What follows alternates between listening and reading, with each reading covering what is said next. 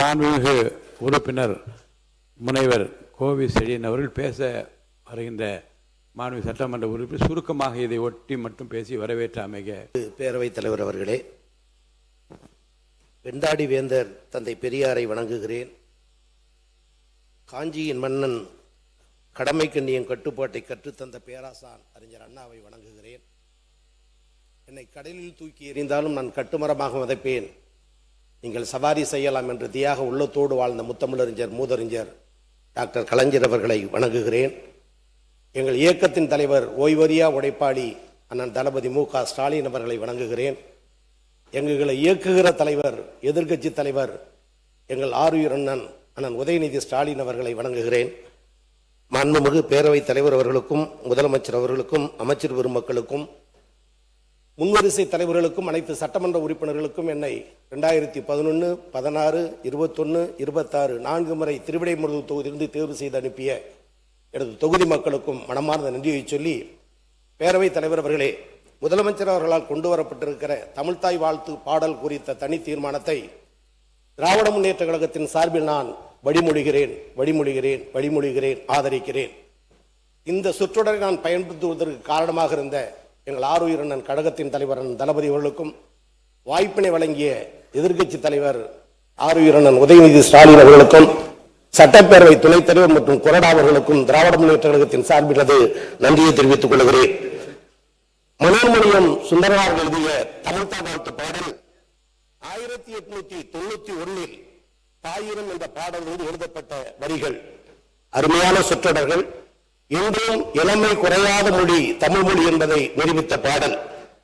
இப்பாடல் 1970 முதலமைச்சர் தந்திருக்கிற தனி தீர்மானத்தின்படி 11/3/1970 தமிழ்தாய் வாழ்த்து பாடல் அரசு நிறுவனங்களில், பள்ளிகளில், கல்லூரிகளில், பொது நிறுவனங்களில், பல்கலைக்கழகங்களில் பாடிட வேண்டும் என்று அந்த பாடலை முதலில் அரசாணை வெளியிட்டு இதுதான் தமிழ்தாய் வாழ்த்து பாடல் என்று பாட வைத்த தலைவர் முத்தமிழறிஞர் அன்பு தலைவர் டாக்டர் கலைஞர் அவர்கள். தமிழ் மொழிக்கென்று சில சிறப்புகள் உண்டு.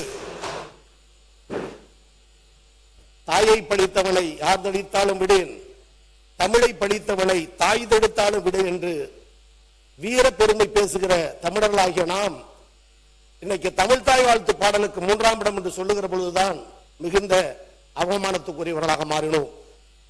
தமிழ்நாடு முதலமைச்சர் அவர்களால் கொண்டு வரப்பட்ட தமிழ்தாய் வாழ்த்து அரசாணையை பலமுறை பாடப்பட்ட பொழுது கவனக்குறைவாக இருப்பது, அலட்சியப்படுத்துவது என்ற நிலை இருந்தது. யார் அலட்சியப்படுத்தினார் என்று சொற்றொடருக்குள் போக விரும்பவில்லை.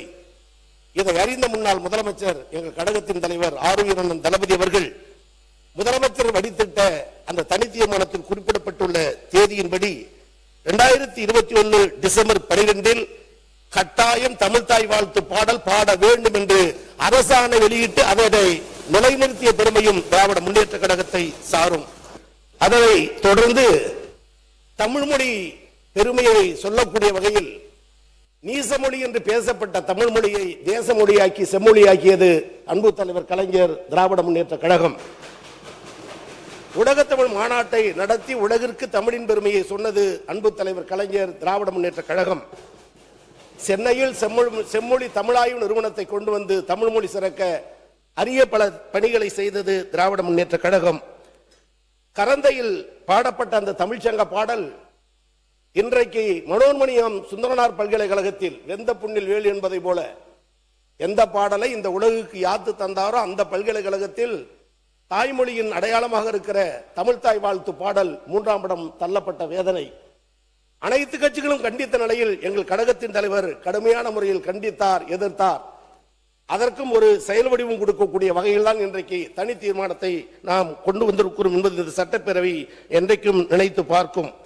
எனவே இந்த நேரத்தில் திராவிட முன்னேற்ற கழகத்தின் சார்பில் ஆதரிக்கிற இந்த நேரத்தில் தமிழ்நாடு என்று பெயர் மாற்றம் தந்தது அண்ணா திராவிட முன்னேற்ற கழகம். தமிழ்தாய் வாழ்த்து பாடலை கொண்டு வந்தது கலைஞர், திராவிட முன்னேற்ற கழகம். அதை சட்டப்படி கொண்டு வர வேண்டும் என்று ஆணை பிறப்பித்தது தளபதி மு.க. ஸ்டாலின், திராவிட முன்னேற்ற கழகம். அதை தொடர் ஓட்டமாக எடுத்து சென்று அதை கட்டி காக்கின்ற பெருமை எங்கள் எதிர்க்கட்சி தலைவர் அண்ணன் உதயநிதி ஸ்டாலின், திராவிட முன்னேற்ற கழகம். இவ்வளவும் சிறப்புகளை தமிழ் மொழிக்கும் தமிழ்தாய் வாழ்த்து பாடலுக்கும் திராவிட முன்னேற்ற கழகத்தின் சார்பில் ஆதரிக்கிறோம். ஆனால் அடிக்கடி மாறப்படுகிற இந்த சூழலை மாற்றிட மாண்பும் முதலமைச்சரும் இந்த அவையும் பேரவைத் தலைவரும் அதை சட்டமாக்கி தந்தால் எவரும் இந்த தவறுக்கு துணை போக மாட்டார்கள். அதற்கு நிலையான உறுதியான இரும்புத்தன்மையான அதிகாரம் கிடைக்கும் என்ற நிலையில் ஆதரிக்கிற அதே நேரத்தில் சட்டவடிவமாக்கி தாருங்கள் என்ற வேண்டுகோளை வைத்து திராவிட முன்னேற்ற கழகத்தின் சார்பில் வரவேற்று அமர்கிறேன். வணக்கம். மாண்புமிகு முன்னாள் முதலமைச்சர் திரு எடப்பாடி கே பழனிசாமி அவர்கள். மாண்புமிகு பேரவைத் தலைவர்களே, தமிழ் தாய் வாழ்வு குறித்து அரசின் தனி தீர்மானத்தை மாண்பு முதலமைச்சர் அவர்கள் இங்கே முன்மொழிந்திருக்கின்றார்கள். அது குறித்து அனைத்து இந்திய அண்ணா திராவிட முன்னேற்ற கழகத்தின் சார்பாக எனது கருத்தை தெரிவிக்கின்றேன். தமிழ் மொழியின் பெருமையும் தமிழர்களின் பண்பாட்டு அடையாளத்தையும் நிலைநிறுத்தும் வகையில் தமிழ்நாட்டில் உள்ள கல்வி நிறுவனங்கள், பல்கலைக்கழகங்கள், அரசு அலுவலகங்கள், பொதுத்துறை நிறுவனங்கள் உள்ளிட்ட பொது அமைப்புகளின் நிகழ்ச்சிகள் தொடங்குவதற்கு முன்பு தமிழ்தாய் வாழ்த்து கட்டாயமாக முதலில் பாடப்படும் என்பது உலகெங்கும் வாழும் தமிழர்கள் அனைவரையும் உணர்வாகும். தமிழ்தாய் வாழ்த்து வெறும் பாடல் அல்ல, தமிழ் மொழியின் தொன்மை மொழி. அது நமது மொழியின் பெருமை, நமது பண்பாட்டின் அடையாளம், உலகெங்கும் வாழும் தமிழர்களின் உணர்வும் ஒன்றிணைக்கும் தமிழன்னைக்கு மரியாதை. தமிழ் மொழியின் வளர்ச்சிக்கும் தமிழர்களின் பண்பாட்டு அடையாளத்தை பாதுகாப்பதற்கும் எங்கள் இயக்கம் தொடர்ந்து வரலாற்று சிறப்புமிக்க பங்களிப்பை செய்துள்ளது. 1968ஆம் ஆண்டு சென்னையில் 2வது உலக தமிழ் மாநாட்டை அண்ணா அவர்கள் நடத்தினார்கள். 1981ஆம் ஆண்டு மதுரையில் 5வது உலக தமிழ் மாநாட்டை பொன்மனச்செம்மல் புரட்சித் தலைவர் எம்ஜிஆர் அவர்கள் நடத்தினார்கள். 1995ஆம் ஆண்டு தஞ்சாவூரில் 8வது உலக தமிழ் மாநாட்டை இதே புரட்சித் தலைவர் அம்மா அவர்கள் நடத்தினார்கள். தமிழின் பெருமையை உலக அரங்கிற்கு எடுத்துச் சென்றார்கள். இம்மாநாடுகள் தமிழ் மொழி குறித்து உலகளாவிய ஆய்வுகள் வளர்வதற்கு பெரும் பங்களிப்பை செய்தன. மாண்புமிகு புரட்சித் தலைவர் எம்ஜிஆர் அவர்கள் தஞ்சாவூரில் தமிழ் பல்கலைக்கழகத்தை உருவாக்கி தமிழ் மொழி, இலக்கியம், வரலாற்று, கல்வெட்டில், தொல்லியல் மற்றும் பண்பாடு குறித்து ஆய்வுகளுக்கு நிரந்தரமான அறிவுத்தளத்தை ஏற்படுத்தினார். அந்த பாரம்பரியத்தின் தொடர்ச்சியாக அம்மாவின் அரசு 1956இல் நடைபெற்ற மாநிலத்தின் மொழிவழி மறு சீரமைப்பு குறிக்கும் வகையில் 2019ஆம் ஆண்டு நவம்பர் 1 தமிழ்நாடு நாள் என்று அரசு விழா கொண்டாடப்படும் என்று அறிவித்ததை இத்தருணத்தில் நினைவுகூர கடமைப்பட்டிருக்கின்றேன். கீழடி உள்ளிட்ட பல்வேறு இடங்களில் தொல்லியல் அகழ்வாய்வுகள் தொடர்ந்து நடைபெற்று அதற்கு நிதியும் ஆதாரம் வழங்கப்பட்டு தமிழரின் தொன்மையான நாகரிகம் குறித்து சான்றுகள் உலகிய செய்யப்பட்டன. எனவே உலக தமிழ் மாநாடுகள் முதல் தமிழ் பல்கலை வரை, தமிழ்நாடு நாள் முதல் தொல்லியல் ஆய்வுகள் வரை தமிழ் மொழியின் வளர்ச்சிக்கும் தமிழர் வரலாற்றின் பெருமைக்கும் தொடர்ந்து பங்களித்த இயக்கம் அனைத்து இந்திய அண்ணா திராவிட முன்னேற்ற கழக இயக்கம் என்பதை பெருமையோடு இந்த அவையில் பதிவு செய்கின்றேன். தமிழ்தாய் வாழ்த்து பாடப்படுவது யாருக்கும் எதிரான நடவடிக்கை அல்ல. அது தமிழுக்கு நாம் செலுத்தும் மரியாதை, நமது தாய்மொழிக்கு செலுத்தும் வணக்கம், தமிழர்களின் பண்பாட்டு அடையாளத்தின் வெளிப்பாடு. தேசப்பற்றும் மொழிப்பற்றும் ஒன்றுக்கொன்று எதிரானது அல்ல. நாம் இந்தியர்கள் என்பதில் பெருமை கொள்கின்றோம். நாம் தமிழர் என்பதில் அதே அளவு பெருமை கொள்கின்றோம். அரசியலில் நமக்குள் 1000 கருத்து வேறுபாடுகள் இருக்கலாம். ஆனால் தமிழ் என்று வரும்போது நாம் அனைவரும் தமிழர்கள். தமிழின் உரிமை என்று வரும்போது இந்த பேரவை ஒரே குரலில் ஒலிக்க வேண்டும்.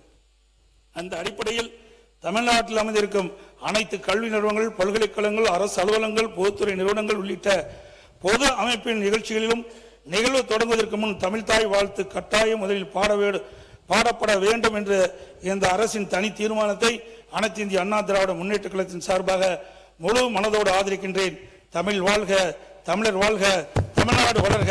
நன்றி, வணக்கம். மாண்புமிகு உறுப்பினர்களுக்கு ஒரு வரலாற்று செய்தியும் நான் இங்கே குறிப்பிடுவது பொருத்தம் என்று கருதுகின்றேன். தமிழ்தாய் வாழ்த்து 1970ஆம் ஆண்டில் இருந்து பாடப்பட்ட அந்த வரலாற்று செய்தியோடு இந்த மாண்புமிகு பேரவையில் 1991ஆம் ஆண்டு தான் முன்னாள் முதலமைச்சர் புரட்சி தலைவி ஜெயலலிதா அம்மா அவர்கள் முதலமைச்சராக இருந்தபோது முதலையாக பேரவையில் தமிழ்தாய் வாழ்த்து பாடிதான் தொடங்க வேண்டும் என்கின்ற அந்த நடைமுறை பின்பற்றப்பட்ட அந்த வரலாற்று செய்தி இங்கே குறிப்பிடுவது பொருத்தம் என்று கருதுகின்றேன்.